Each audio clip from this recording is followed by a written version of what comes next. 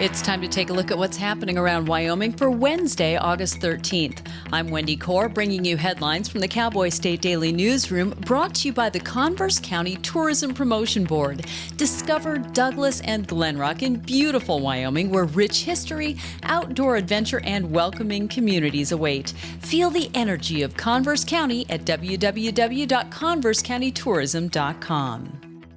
As a handful of Wyoming Republicans with name recognition across the state play wait and see with U.S. Representative Harriet Hageman and the 2026 race for governor, a longtime state legislator isn't waiting any longer. State Senator Eric Barlo of Gillette officially announced Tuesday that he'll be on the 2026 Republican primary ballot for governor. Cowboy State Daily's Greg Johnson reports that he made the announcement at the Wright Centennial Museum in Campbell County, not far from the generational ranch where he grew up and still raises cattle. He's a former House Speaker, so people know him from that. And he's a Republican, a former U.S. Marine. But in his last campaign, he was accused by his opponent as not being conservative enough. He said he doesn't like those labels and the measuring of how conservative or how liberal someone is. He says what really matters is if you're making a difference, if you're getting things done. But even the opening prayer at Barlo's announcement for governor cautioned that it could be an ugly campaign. However, Barlo said that if it gets ugly, it's not going to come from him. In the opening prayer, the pastor prayed for Barlo and his family to be able to withstand any of the misinformation, the mudslinging campaigns that can come with politics. That was kind of set up a little bit, and I think it's kind of in the back of people's mind. What kind of a campaign is this going to be? We have a year to find out on that. The state's primary elections are scheduled to be held on August 18th, 2026. In a 4-2 vote on Tuesday, a division of Wyoming's Environmental Quality Agency granted the request of solar power company Nbridge to increase one of its Laramie County project's battery storage by 50%. Cowboy State Daily's Claire McFarland reports that the approval came despite an emotional objection by a fourth-generation rancher living next door who said the land will never be the same. The Cowboy Solar Project, a huge solar farm going in near Cheyenne, they asked for an upgrade in battery storage. They were going to upgrade from 133 megawatts to like 200. And so they presented before the industrial siting panel on Tuesday in a public meeting in Cheyenne, like, we need this upgrade. It's not going to impact traffic or the environment, really. It's not going to increase the footprint of the project. But a local rancher who lives near that site said it does increase the risk of fire, and my place would be the first to go. Though Nbridge didn't name the large-scale consumer necessitating the upgrade, others at the meeting said it's a data center looking to settle in the area. 6 days after a media company shut down 8 legacy Wyoming newspapers with no notice, a group of local buyers emerged to take over operations, keep all employees, and resume publishing immediately. The owners of the Buffalo Bulletin, Rob and Jen Hicks, along with the former publisher of the 8 newspapers under their former owner, News Media Corp., announced Tuesday that they've acquired the papers from the Illinois-based media company. Cowboy State Daily's Justin George reports that the sale required that all employees be rehired and paid. Buffalo Bulletin owners Rob and Jen Hicks, along with the former publisher of those papers, Rob Mortimer, who was working for the company that shuttered the papers, have all said that they acquired these papers and are planning to resume publication immediately and have rehired all the workers at those papers who had been laid off just suddenly last Wednesday. So this is great news for a lot of Wyoming's communities and a lot of Wyoming's counties. These are small papers, but they were papers that had been around for a long time, were sort of the papers of records in their community. Mortimer will continue to be the group publisher of the 8 newspapers, adding that the outpouring of support from the local towns and cities served by them has been, quote, overwhelming and humbling. The pieces might be falling into place for Wyoming's timber industry to make a strong comeback.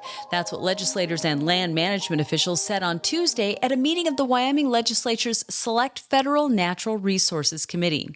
They cited the volume of timber being cut in Wyoming, which Cowboy State Daily's Mark Hines reports might outpace the state's few remaining sawmills to meet the demand. It really looks as if Wyoming's timber industry on the cusp of a renaissance. It used to be a much bigger industry and then kind of really contracted down to just a few companies. They had officials there from the State Forestry Division, the U.S. Forest Service, and the Bureau of Land Management. And everybody across the board seemed to say that current policy coming out of Washington is really encouraging a lot more cutting, a lot more direct management of the forest, not only to extract timber products, but also to mitigate the risk of wildfires. The increase in demand coincides with tariffs being placed on Canadian lumber, which for decades had been a main source of wood in the United States. I'll be back with more news right after this. First Northern Bank of Wyoming has been a pillar and a cornerstone in our community since 1885. It's the oldest continuing operating bank in existence in Wyoming today. I see First Northern Bank make a positive difference in our community. They're always in the list of sponsors. Our people deliver the absolute best service that you can find.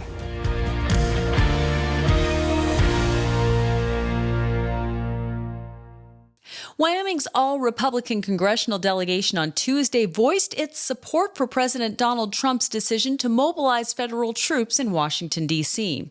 Trump on Monday announced he'd deploy the National Guard on the ground in the nation's capital and seize control of its police force to push back against what he said was a surge in criminal activity. Cowboy State Daily's Jackson Walker reports that each member of Wyoming's delegation said they support Trump's decision, adding that crime has become a major problem in Washington. Each one of them is largely towing the party line. They are all in favor of President Donald Trump's move to bring in National Guard troops to Washington, D.C. Now, they largely capitalize on the issue of crime in Washington, D.C., which has also been something that the president has spoke a lot about, saying that this is a necessary measure in order to ensure that Wyomingites who visit Washington, D.C. are safe. Critics of Trump's decision argue, however, that Washington, D.C. crime had been declining before he decided to intervene. The Department of Justice in January announced that violent crime in D.C. had actually reached a 30-year low. A crowd packed the Thermopolis Fire Hall Monday night for what's been a hot topic, the future of Hot Springs State Park, with the one guy who now knows the most about it.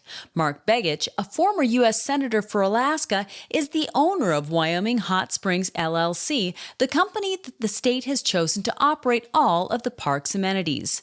Cowboy State Daily's Renee Jean reports that opinions during Monday night's meeting ranged from hot to hopeful. So Mark Begich, the U.S. Senator from Alaska, decided to come to Wyoming to have a meet and greet with Thermopolis residents to talk about his plans, to answer questions. It's been a hot topic for a while now in Thermopolis. And, you know, people range from they're angry to they're hopeful and everything kind of in between. He answered a lot of questions. He corrected a lot of misinformation. He knows that he needs a pricing structure that works for locals as well as his business. It was great to get to talk to him a little bit and get his thoughts about what he plans and what he foresees in the future.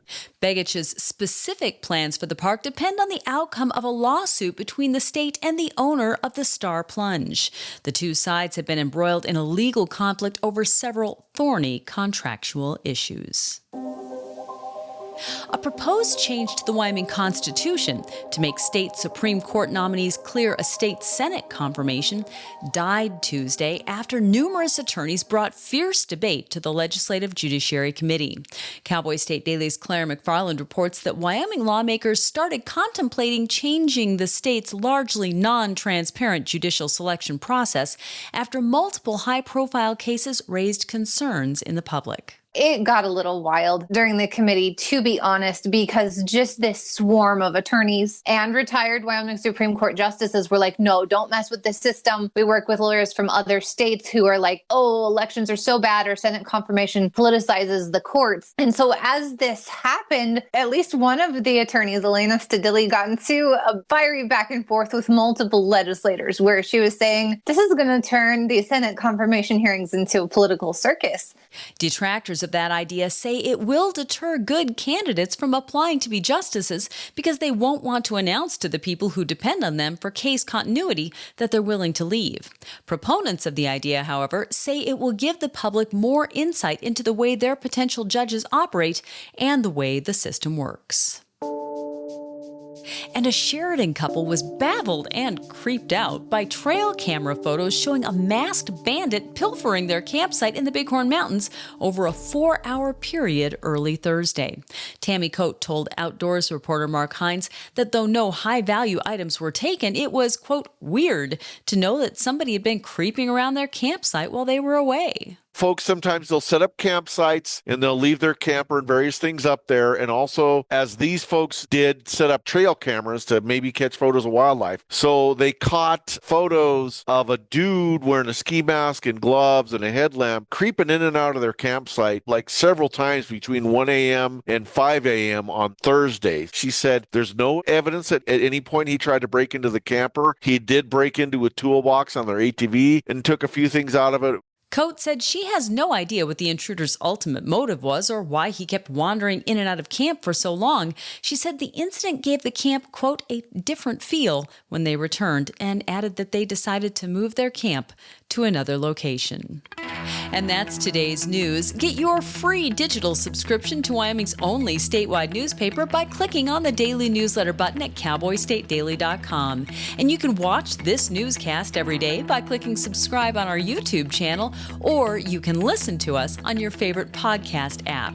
Thanks for tuning in. I'm Wendy Core for Cowboy State Daily.